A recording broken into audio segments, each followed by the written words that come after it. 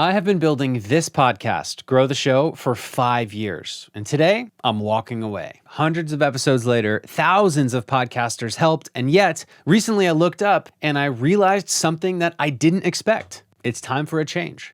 Over the years, I've told so many podcasting entrepreneurs that they needed to refine their premise, whether it was their audience, their show promise, or even the title of their show. And now, it's my turn. But why though? Why is your podcast's brand, premise, and positioning so important? And what made me decide it was time to rebrand? Well, that's what this episode is all about. This is Grow the Show, the podcast that grows your podcast. My name is Kevin. I'm your podcast growth coach. And today I'm sharing 5 realizations that changed how I see content, business, and what it really means to grow an audience. And here's what you're going to learn. Number 1, why I am rebranding a show with such a strong name. Number 2, the kind of audience you should never build a podcast around. I learned this one the hard way. And number 3, the subtle trap that experienced creators fall into without realizing it.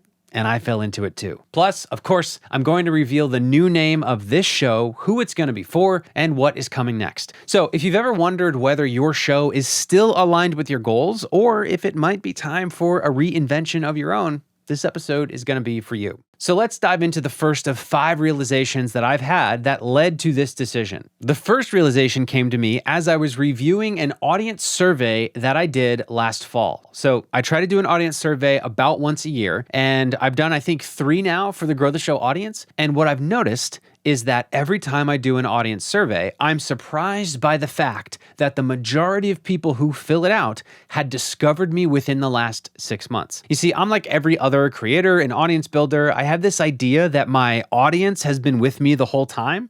So like when I'm talking to you, I'm imagining somebody who's been listening to me since 2020. But the reality is very few people have been paying attention to me since 2020. And that's probably true for most audiences. But what I recently realized is that that is especially true for my audience. Why is that? Well, it is no secret that most podcasters quit their show really quickly. And I've heard people say the average podcast only makes it to 5 episodes. I've heard 8, I've heard 10. But regardless of which number you choose, everybody knows that podcasters tend to quit. But what I didn't really realize for a while is that if you have a podcast that is about growing a podcast, that podcast is only interesting to people who currently are podcasters. So what that means is every 6 months, a bunch of people start a new podcast and they become a potential listener of my show. But the problem is every 6 months, roughly the same amount of people quit podcasting and are no longer interested in my show because my podcast is the podcast that grows your podcast. Also, by the way, I'm pretty tired of saying the word podcast. I'm not going to stop, but damn. So if I look at the past 5 years and I look at my total audience size,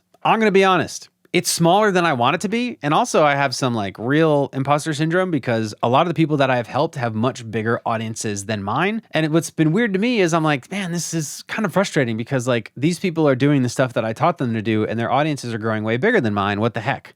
Well, if you think about it, it makes sense. When people quit their podcast, they quit being a listener of Grow the Show. I recently learned that there is a term for this. It's called structural churn. I learned this from Alex Hormozy, who was talking about businesses where your customers naturally churn out. And I was like, as soon as I heard the term, I was like, oh my God, that is what I have. My audience has structural churn because so many people quit podcasting. Other audiences that have built-in structural churn include real estate agents. So if you sell houses, then the only people who are going to be interested in content about selling houses are the people who right now want to buy a house. But the second they close on that house, they are not going to be interested at all in house buying content for 1 year, 5 years, 10 years, 30 years. So if that's you, if you're making content about buying a house, you have structural churn. Same thing with weddings. If your content is for people who are going to get married and it's about having a wedding, you have structural churn because that audience is only going to be interested in your content from the moment they get engaged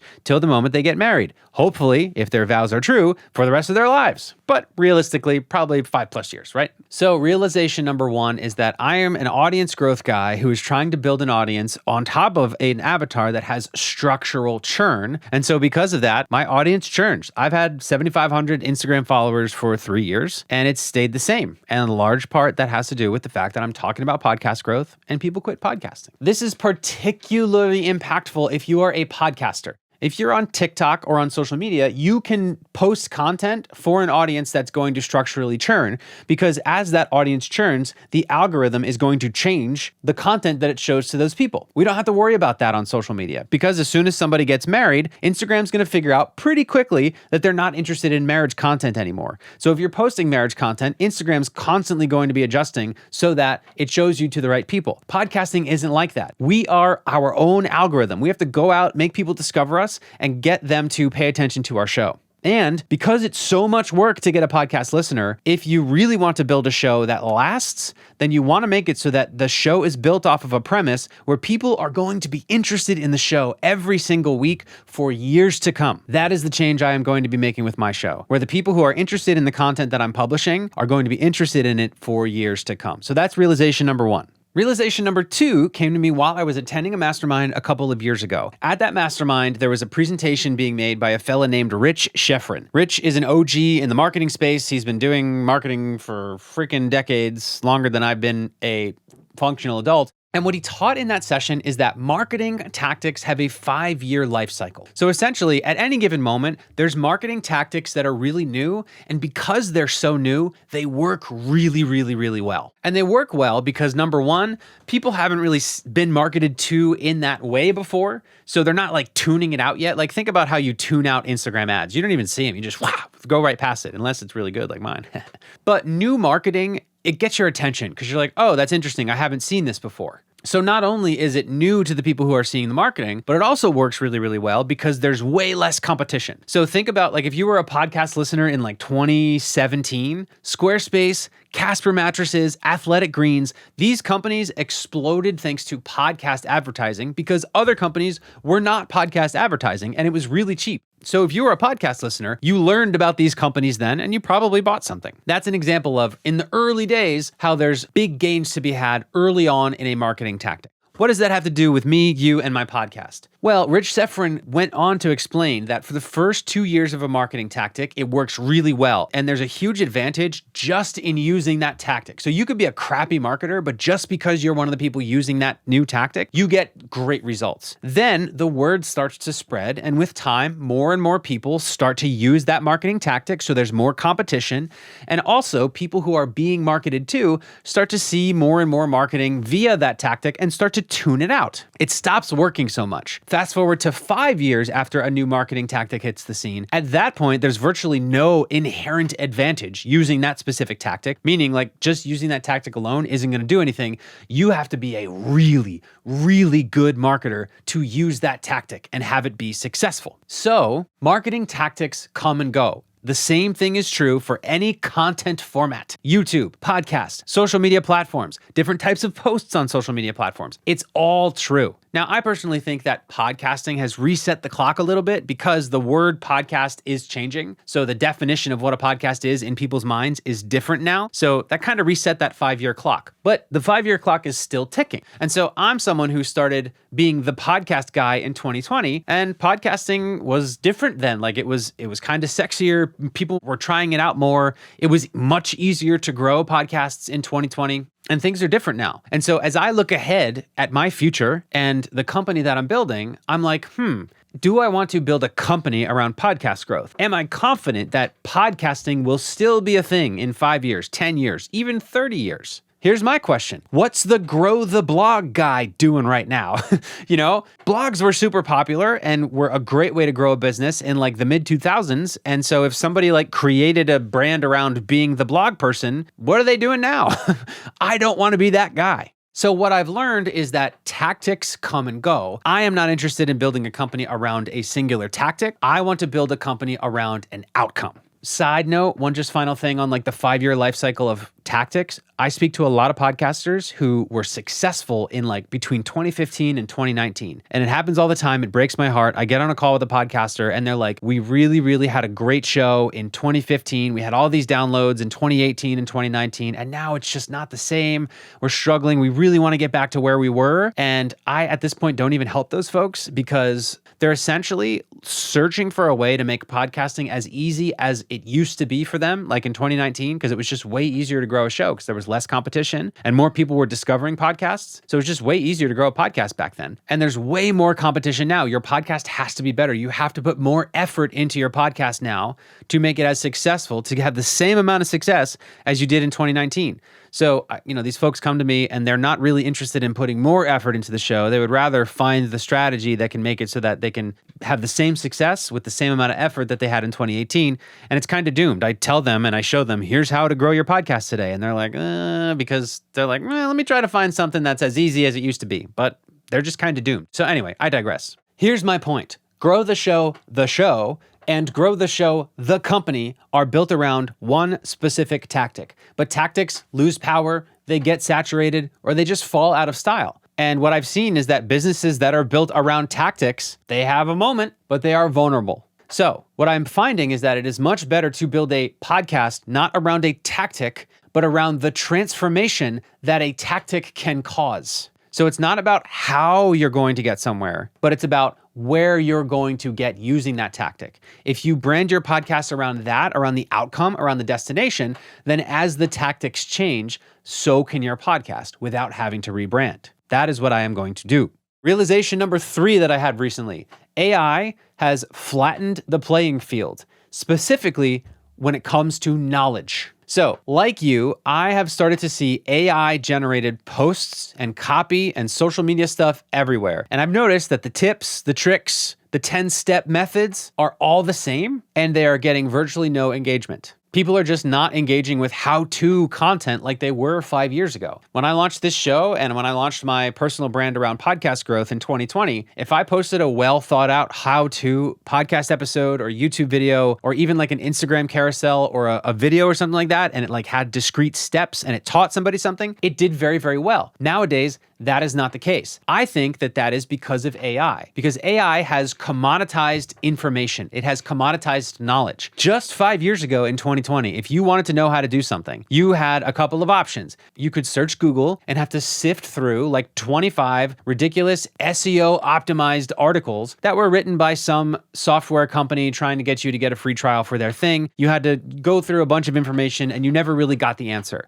But if you discovered an influencer on social media who you trusted, who was an expert, they were posting informational content and you loved it because you're like, oh, great, finally, this is some good information I could use. Let me save this. So the experts kind of served as like the sifting function. You could just say, I'm going to just do what this expert says so I don't have to sift through all the information that's poorly organized on the internet. Then ChatGPT came to be, and now you don't even go to Google anymore. You just go to ChatGPT and ask the question and it immediately gives you all the information that you need. So what does that mean for us? Well, knowledge is a commodity. Information is not scarce anymore, and it is also not so abundant that people rely on experts to curate it. Now, information is at your fingertips, and the right information is there instantly. People don't need to follow you or consume your content to get information anymore. However, this is the realization. I believe that there's 2 things that AI will never replace, and that is your experiences and your relationships. AI can't do something that you did. AI will never have a lived story like you will. So I strongly believe this is where online content is going. It's not going to be about sharing information. It's going to be about sharing the stories that you've lived and that you've encountered, the real experiences that you've had, and the relationships that you have with others.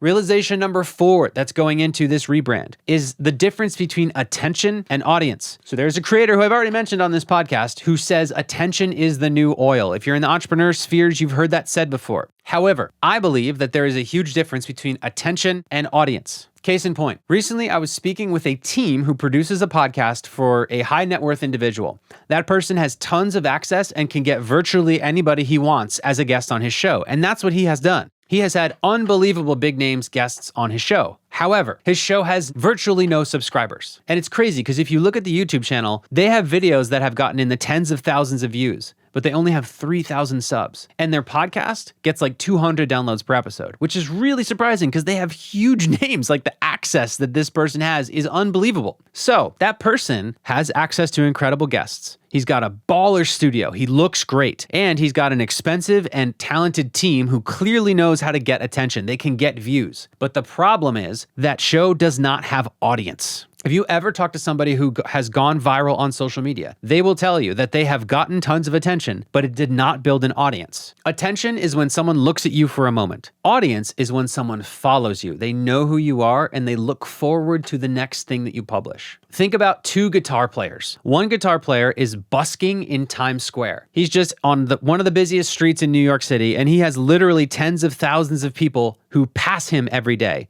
And they pass him, they turn, they listen to him. He has their attention for just a moment. He plays songs that they already know. Maybe that's what got their attention. They knew of the song he was playing. They listen for a moment, maybe they throw in $1 and they move on with their day, and they never think of that guitar player ever again for the rest of their lives. That guitar player has tons of attention. He has no audience. Compare that to another guitar player. She writes and composes her own music, and she has built a following where she tours the country and fills small theaters. That guitar player may, on balance, get less attention than the busker in Times Square, if you define attention as people looking at you. So like the number of people who have listened to this guitar player play music is smaller. She's got less attention, but she's made more money because she has more of an audience. Those people know all of her music. They look forward to her upcoming releases, and they go out of their way to attend her shows. That is an audience. So whenever you hear somebody say, I just need more attention, entrepreneurs, you need more attention. Yes, you need to get attention to build an audience, but what you really want is an audience, because attention is cheap and an audience is what matters. So that's realization number 4. Entrepreneurs right now believe that attention is the new oil and that they need to get attention. And while that is true, let's take the analogy a little bit further. You can't put crude oil in your car. It has to be refined. So while yes, attention is the new oil, that attention needs to be refined into audience. And audience is what can fuel a business. Realization number 5. If you're gonna create content, if you're gonna build an audience, you gotta be interested in it. You have to keep it interesting for yourself. I'm gonna be frank. I'm a little burned out on talking about podcast intros. I'm a little burned out answering beginner questions on podcasting. And if you think back to realization number 1, audience churn, it's kind of exhausting to every 6 months have new people who all have the same new questions and are making the same new mistakes. And it's been 5 years, I'm kind of tired of it. I'm looking to expand. I want to branch out. So what's funny is I had the idea that it might be time to rebrand. And initially I was like, I can't do that. I got to represent my podcaster folks. I got to just double down, right? Just double down on what you know. And for a while I had the craving to change what I was talking about, but I felt like I hadn't earned it yet. So I'll be honest, I've known for a while that I would like to expand my horizons in the stuff that I talk about. And it's happened quite often that people have said to me, I listen to Grow the Show, and Grow the Show has helped me with my business or my Instagram, or has helped me with stuff that's not related to my podcast. So I know personally that I have the chops to expand my horizons and talk about other things. But if I'm being honest, I really haven't done that because I feel like I haven't earned it yet. And I don't know what that moment is where I'm like, oh, I've earned talking about other things. But that's the construct that I had in my head. I was like, I have to reach some sort of finish line with podcast growth before I can graduate to talking about other things. But, I don't feel like I care about that anymore, because there was a day where I was like, okay, well, if I were to make a show that isn't just about podcast growth and serves a larger purpose and didn't have structural churn, what would that show look like? And I started ideating. I started writing. Here's who I would interview. Here's the content that I would make. Here's ideas that I could have. And I'm going to be honest, I got excited again. Frankly, I have not been excited about Grow the Show content for a while. And if you look at my feed, you can see I've broken every rule. I've been inconsistent. I've been republishing stuff. It just hasn't been inspired. But now I'm inspired again. And that feels freaking good. So that was realization number 5. And this is something that I learned from Pat Flynn. Pat Flynn, when I interviewed him for Grow the Show a couple years ago, he was like, as a creator, you have to make it fun. If it is not fun, it's not going to be good. And if it's not good, you're eventually going to lose your audience because it's not going to be good and they're not going to be interested. So lesson number 5, despite what all the gurus, including myself, say, who say, stay focused, do what you know, don't talk about stuff you haven't done. Talk about whatever the hell you want, man. Talk about what you're excited to talk about, because content creation is a pain in the butt. It is brutal. It is a life sentence. You gotta be having fun with it. It's gotta be something that at least a little bit you look forward to, or else you're just doomed. This change is getting me excited again. And I'm excited to share that excitement with you. Normally, I'm not super woo-woo, and I would never say something like, you gotta make content around what lights you up. Because yes, I work with tons of people who want to launch a show that's around business growth, and they don't even have a business. So a topic lighting you up isn't by itself enough, right? So if you're excited to talk about something, that doesn't mean that the show's going to be good or that the show's going to grow. But I can guarantee you that the show is not going to grow if your topics don't light you up. Are you with me? So the stuff that you talk about when you make podcast episodes have to light you up in order for this to work. If they don't, it's just not going to be good. All right, so those 5 realizations have led me to the decision to rename this show. Now, I am not going to be renaming my product. So I will still have the Grow the Show Accelerator. The Grow the Show Accelerator is still going to be the place where I work with podcasts and podcasting teams to grow shows that are meant to support a business. However, this podcast is going to be renamed. This name and this new focus is going to solve the problems that I have mentioned here. Number 1, this audience is not going to have structural churn. Number 2, this is going to be agnostic of tactics. So I'm going to talk about several different tactics to achieve the transformation on the show here. And as the tactics change, that's fine. The show won't need to change either. Number 3, I think that this topic is going to be immune to AI. Number 4, this topic is not about getting attention. And number 5, this freaking stuff lights me up. I am so excited to make this show. Now, if you look at the app that you're using to consume this content right now, you'll notice that this name isn't there yet. So I am not rolling this name out right away. It's coming down the pipeline. It'll be a few weeks because I've got some work to do with it and I want to get it right. But I'm telling you now, number 1, to share these lessons and say, hey, this is what I'm doing. And so I'm going to do this live. Like you're going to witness me rebrand this podcast,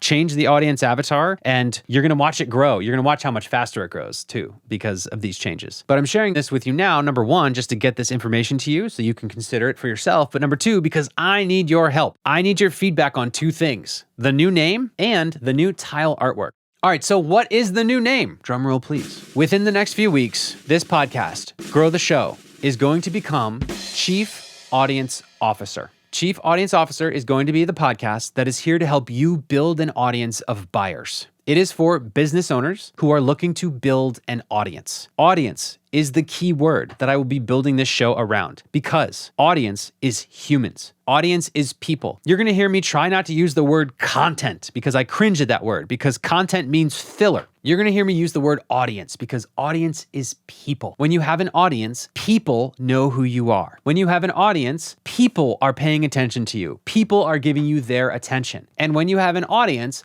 people buy your stuff. So Chief Audience Officer will be several things. It's going to be A, me sharing what I have learned about growing an audience. B, it's going to be me sharing with you the mistakes that I'm making as I aim to grow an audience and build a business that is fueled by an audience. And yes, of course, number 3, I'm going to interview those who have audience-driven businesses. And my goal is to get some of the biggest folks around to join me here on the show and speak specifically about their audience. How do they define their audience? How has audience changed the way that they operate their business? Who did they have to become to have an audience? And yes, of course, what are the tactics to build, grow, and maintain an audience in today's world? You will hear me talk about podcasts a lot because Chief Audience Officer is going to be a podcast. And sure, that's what I know about. But you're also going to start to hear me talk about other things like sales funnels, like social media, which admittedly I have a lot to learn about, like emailing, and who knows what else. So that is the new name. I would love to know what you think about it, good, bad, or ugly. And also, I need you to help me pick a new tile. So if you go into the description or the show notes, there is a link where you can vote on the new podcast tile for Chief Audience Officer.